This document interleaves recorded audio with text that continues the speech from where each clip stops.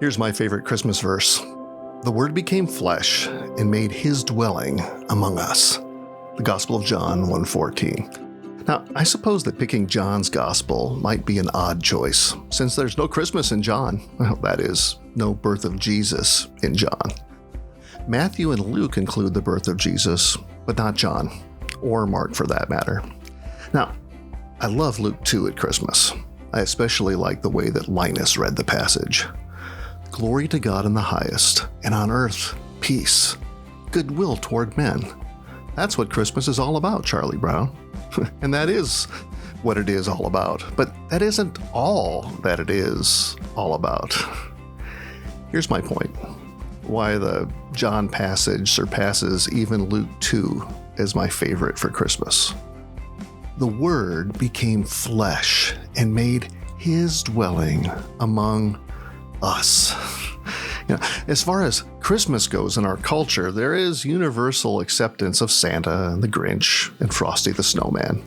There's even widespread acceptance of baby Jesus, the Christ of Christmas.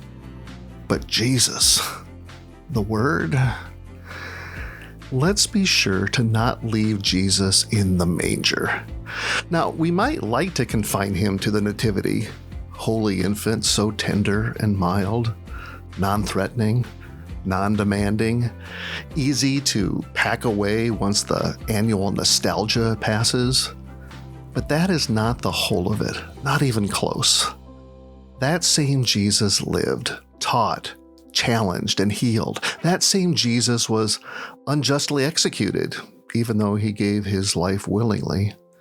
That same Jesus died, rose again, ascended to heaven, and lives today. That same Jesus calls us to believe in him, his sacrifice, his resurrection, and his invitation to be citizens of his kingdom now and for eternity.